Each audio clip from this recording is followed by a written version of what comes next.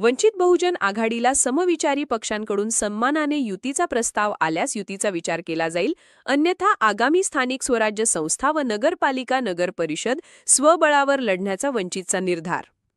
वंचित बहुजन आघाडीचा काल कुरुंदवाड येथील टेनिस क्लब या ठिकाणी बैठक पार पडली।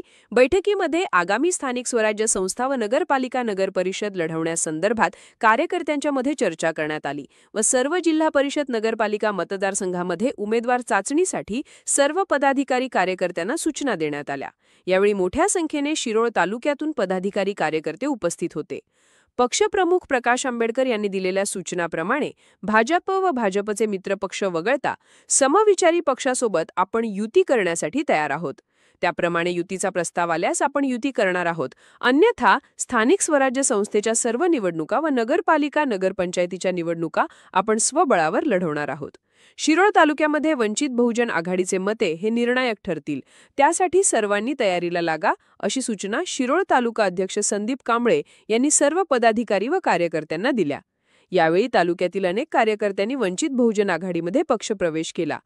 यावेळी हातकणंगले तालुकाध्यक्ष जनार्दन गायकवाड, कोल्हापूर जिल्हा सचिव अरुण जमणे, कोल्हापूर जिल्हा उपाध्यक्ष प्रकाश कांबळे यासह जिल्ह्याचे प्रवक्ते ममतेश आवळे यांनी आपले मनोगत व्यक्त करून कार्यकर्ते व पदाधिकारी यांना मार्गदर्शन केले। सदर बैठकीच्या वेळी सूत्रसंचालन तालुका महासचिव जीवन आवळे यांनी केले, तर आभार तालुका महासचिव गौतम कांबळे यांनी मानले।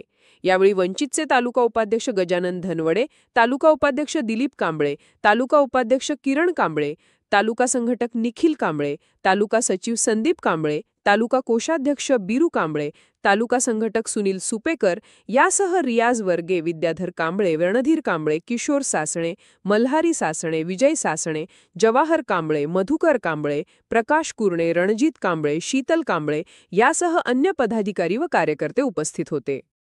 ज्यावेळेस एखाद्या समविचारी पक्षाकडून युतीचा प्रस्ताव येईल त्यावेळी ती भूमिका आपण ज्या त्या वेळेला आपण स्पष्ट करणार आहोत। प्रत्येकाने लक्षात ठेवलं पाहिजे की आपल्या ज्या आता आगामी निवडणुका आहेत त्या निवडणुका अटीतटीच्या होत असतात, जिल्हा परिषद किंवा पंचायत समिती नगरपालिका, तर प्रत्येक गावामध्ये 100 ते 150 मतदान हे आपलं हक्काचं मतदान हे आहेच आणि हे मतदान टिकवून ठेवायला पाहिजे, कारण ह्याच मतदानावरती येणाऱ्या निवडणुकीचं जे बॅलेन्सिंग असतं ते ह्या मतदानावरतीच असते। त्यामुळे मी सर्वांना आवाहन करतो की यामध्ये आपण भर कशी घालायला पाहिजे याबद्दल विचार करायला पाहिजे। त्यानंतर एक छोटासा आपण कार्यक्रम घेतोय, म्हणजे तो सत्काराचा कार्यक्रम आहे।